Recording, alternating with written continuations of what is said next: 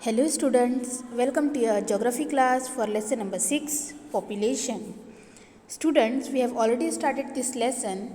In that we have learned about the ratio of population of India as well as Brazil. We have learned that the population of India is more in compared to Brazil.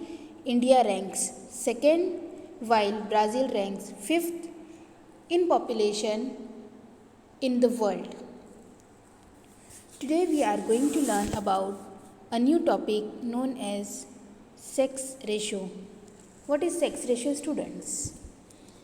Here graph is shown to you to indicate the sex ratio of India as well as Brazil.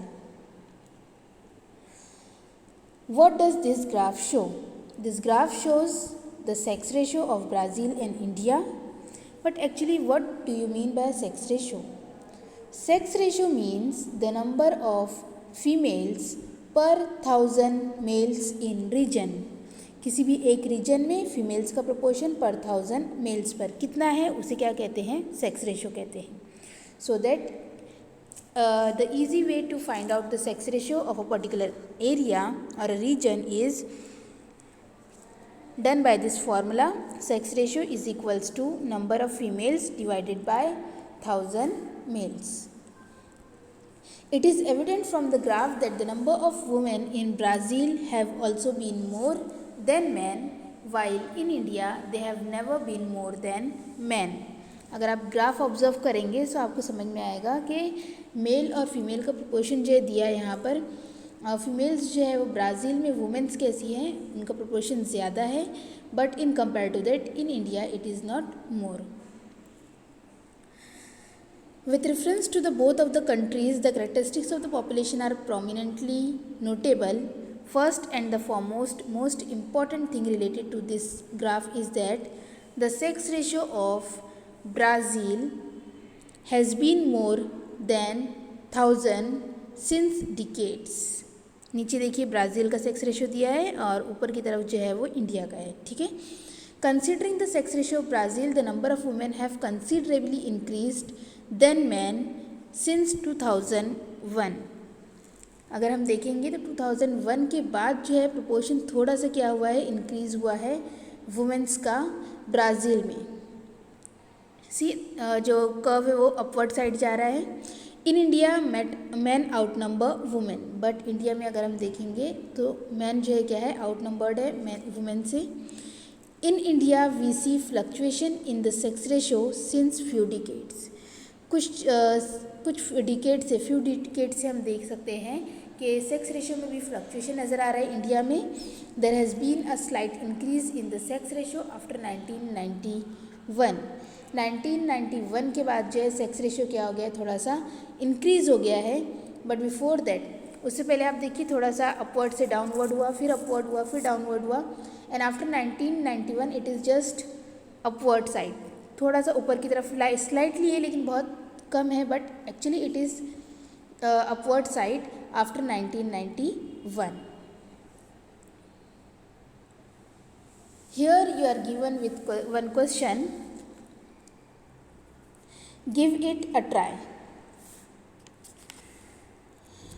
What could be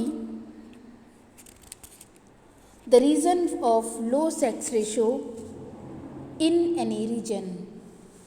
sex ratio जो अगर decrease होता है या लो होता है तो उसका क्या रीज़न हो सकता है? The following could be the reason of low sex ratio in any region. First one is female infanticide. Killing of a girl child is known as female infanticide. Superstitions, customs, traditions, blind belief rituals जो होते हैं, that is what coming under this category.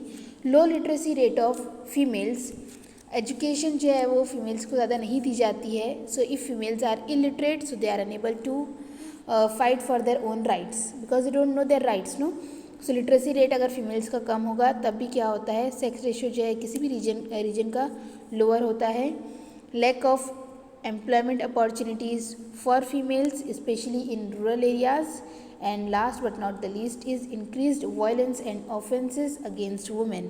It includes various things. बहुत सारी चीज़ें आती है, dowry है, gender inequality है, सेक्शुअल हरेसमेंट्स होते हैं, low subordinate status in the society and बहुत सारे ऐसे जो है वो violence, all these are coming under this category. So all these are the reason because of which the sex ratio will be lower in any reason.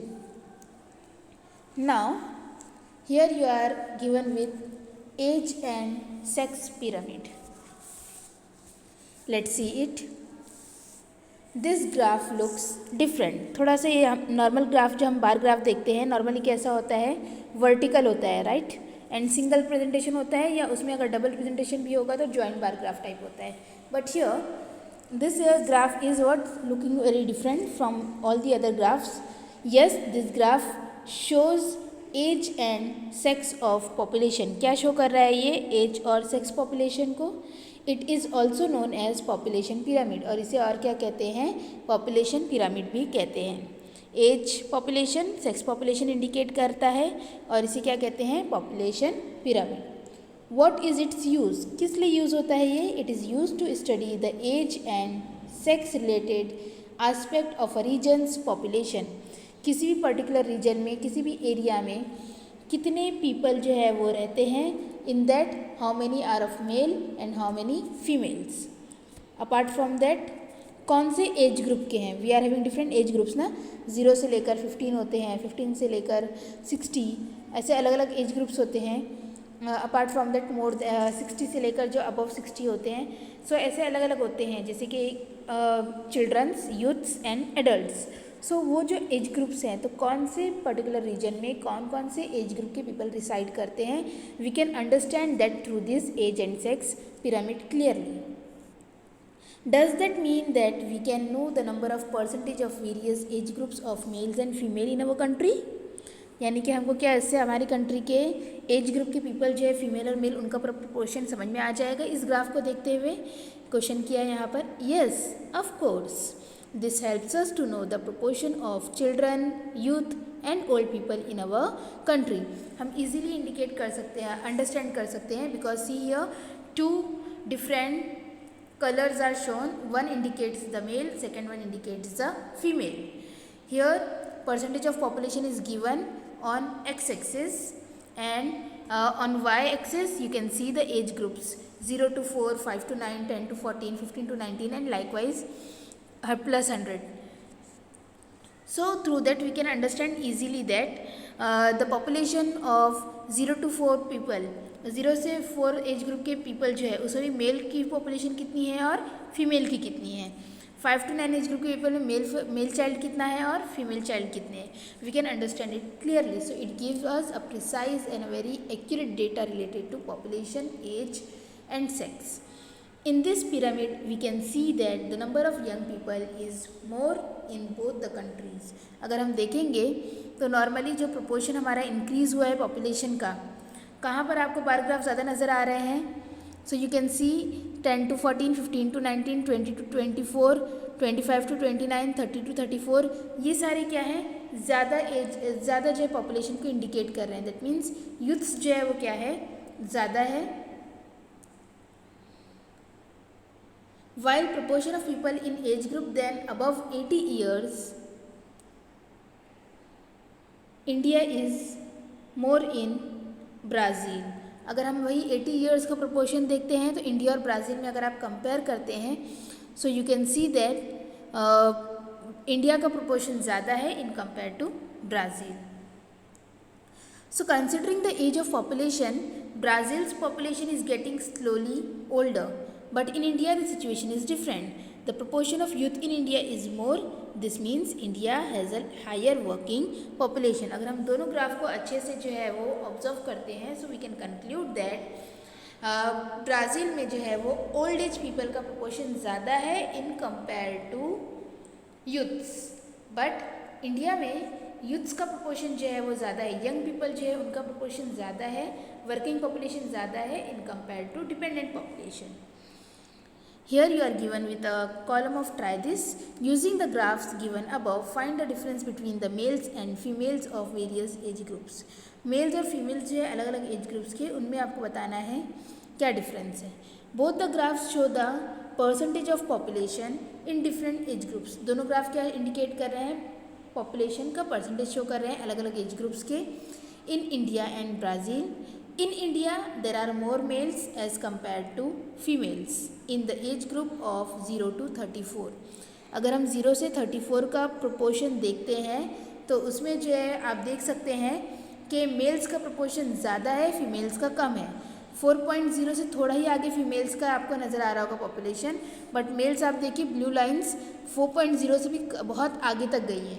That means it indicates that male proportion is more and female proportion is less in the age group of 0 to 34.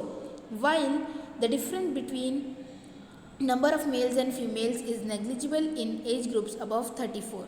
लेकिन above 34 के बाद जो है difference ज़्यादा नहीं है. Mail और female का प्रोपोर्शन ऑलमोस्ट क्या है, सिमिलर है. नॉट वेरी मतलब एक बहुत वाइड गैप हो जाता है, डिफरेंस आता है, वैसा हमको नज़र नहीं आ रहा है. Next question, in which age group is this difference the maximum. कौन से एज ग्रुप में ये डिफरेंस सबसे ज़्यादा है. So as I told you now only that the maximum difference can be seen in the age group of 0 to 34. 0 से 34 तक का जो पॉपुलेशन का वो दिया है हमको, उसमें जो है वो एज पॉपुलेशन डिफरेंस जो है हमको ज़्यादा नज़र आता है. अपार्ट फ्रॉम दैट बाकी इसमें जो है पॉपुलेशन का डिफरेंस इतना ज़्यादा नहीं है. Now students will come to the next topic, that is population growth rate.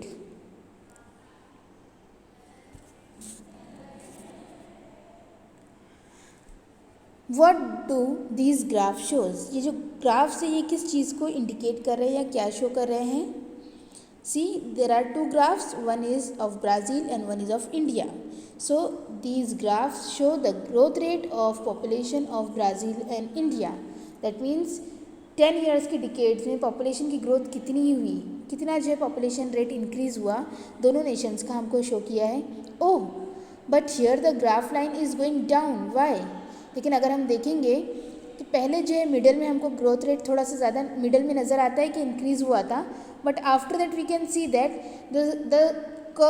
This curve is going slope side, जैसे डाउनवर्ड साइड जा रहा है दोनों कंट्रीज़ का. So what is the reason behind that. Correct, through the lines show a downward trend, it doesn't mean that population is decreasing, it shows that the growth is lesser than the previous decades. अब line जो है वो नीचे की तरफ जा रही है, डाउनवर्ड कर्व नज़र आ रहा है. सो इसका मतलब ये नहीं कि पॉपुलेशन कम हो रही है. इट इंडिकेट्स दैट पहले जो पॉपुलेशन का ग्रोथ रेट था उसके कंपेयर में अब ग्रोथ रेट क्या हो गया है, कम हो गया है. Suppose in a particular area if the growth rate of a population is 1000, ठीक है, तो अब वो डिक्रीज़ होकर कितना हो गया है, 700 हो गया है. तो ग्रोथ रेट डिक्रीज़ हुआ है, that's why curve is going downward. Okay, does that mean the Brazil's population is decreasing. तो क्या इसका मतलब ये हुआ कि ब्राज़ील की पॉपुलेशन डिक्रीज़ हो रही है. Because you can see that Brazil का जो कर्व है वो ज़्यादा जो है वो डाउनवर्ड स्लोप हमको नज़र आ रहा है. No, this means that the growth is less and looking at the trend in the near future Brazil's population में डिक्रीज़. तो इससे ये नहीं है कि पॉपुलेशन कम हो गई है ब्राज़ील की, बट इट इंडिकेट्स दैट कि वहाँ का ग्रोथ रेट क्या हो गया है, अब कम हो गया है पहले के कंपेयर में. और ऐसा हो सकता है कि आगे के कुछ डिकेड्स में ऐसा हो जाए कि वहाँ की पॉपुलेशन कम हो जाए. The rate of growth of population has reduced considerably in Brazil. However this is not the condition in India. Mostly अगर हम कंपेयर करेंगे तो ब्राज़ील का ग्रोथ रेट ज़्यादा डिक्रीज़ हुआ है in compare to India. From 2001 to 2011 India's population increased by 18.2 crore. See India का जो ग्राफ है फिगर 6.5 में नीचे वाला फिगर जो है वो इंडिया का ग्राफ शो कर रहा है. So in that you can see that कि 2001 से लेकर 2011 तक अगर हम नोट डाउन करते हैं तो इंडिया की पॉपुलेशन जो है वो कितनी है, it increased by 18.2 crore. India's population growth rate was higher till 1971. 1971 तक तो क्या था, इंडिया का ग्रोथ रेट बहुत ज़्यादा था. That means it is considerably increasing day by day. Then this rate stabilise, फिर कुछ टाइम तक क्या हो गया, उसका वो जो ग्रोथ रेट था वो उतने का उतना ही रहा, not increased not decreased. The rate of population growth is now declining, लेकिन उसके बाद हम देखेंगे तो क्या होता गया, धीरे धीरे जो है ग्रोथ रेट डिक्रीज होता गया, but the population is still growing, लेकिन पॉपुलेशन अब भी ग्रो हो रही है, यानी कि पॉपुलेशन इंक्रीज तो हो रही है, लेकिन इंक्रीज होने का जो उसका एक प्रोपोर्शन था या एक एवरेज था वो क्या हो गया, अब बहुत कम हो गया है। It is observe that in Brazil the rate of growth is declining, the Brazil's population में not increase in the next 2 decades. अगर हम इसके अलावा ब्राज़ील को ऑब्जर्व करेंगे तो you can see that continuously downward slope ही नज़र आ रहा है हमको।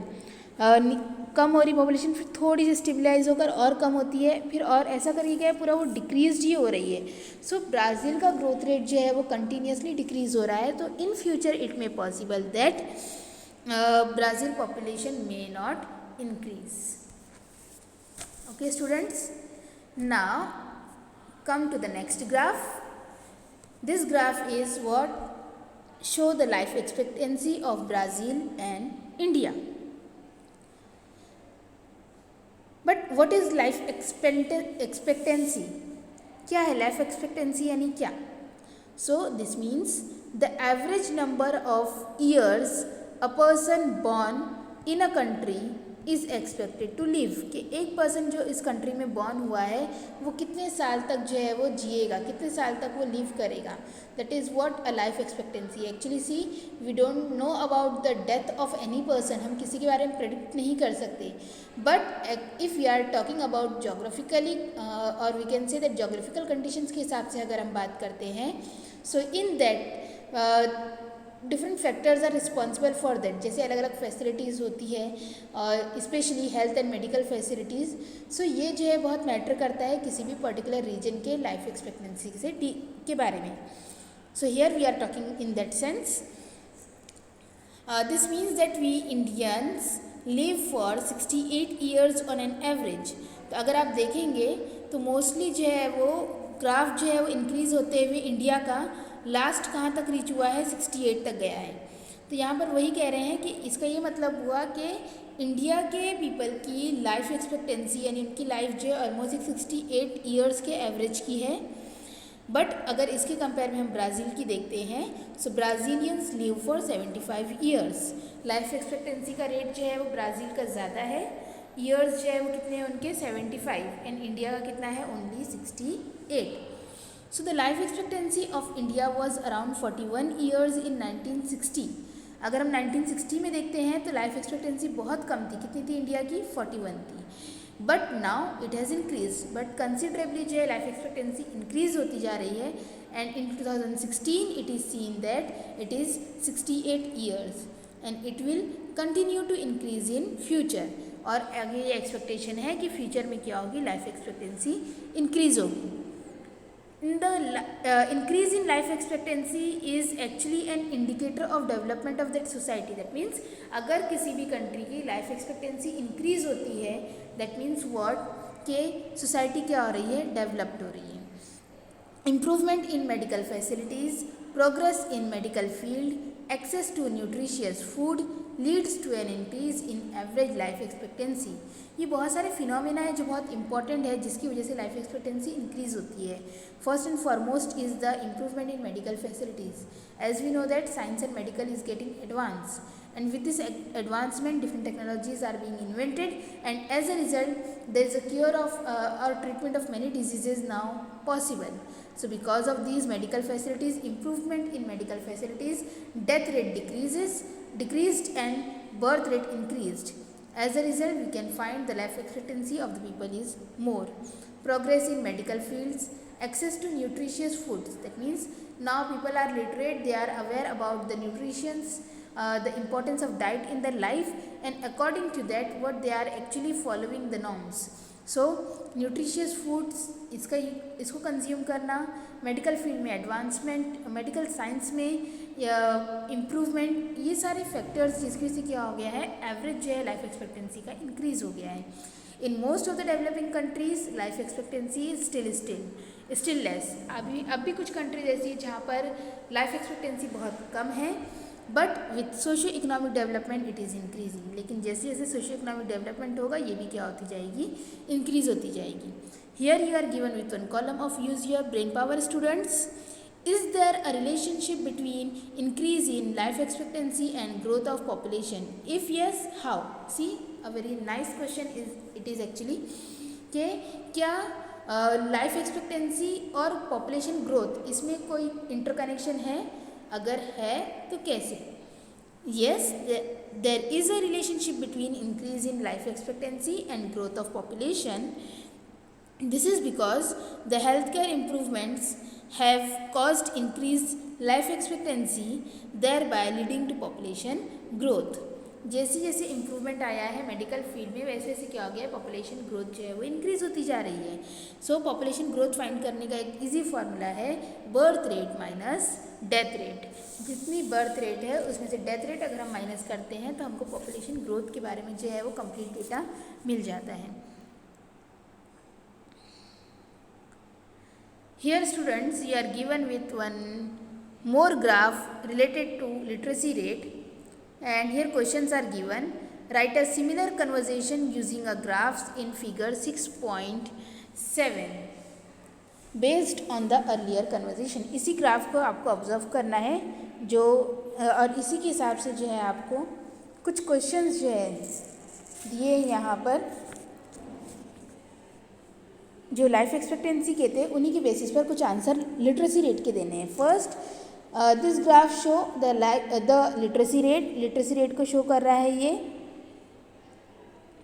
And but what is literacy rate, लेकिन लिटरेसी रेट क्या है? So we can say that the percentage of the people who are able to read and write. ऐसे पीपल जो पढ़ सकते हैं, लिख सकते हैं, हम क्या कहते हैं, उन्हें लिटरेट कहते हैं.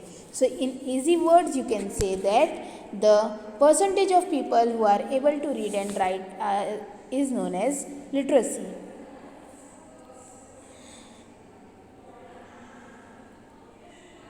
Here question is given, give it a try.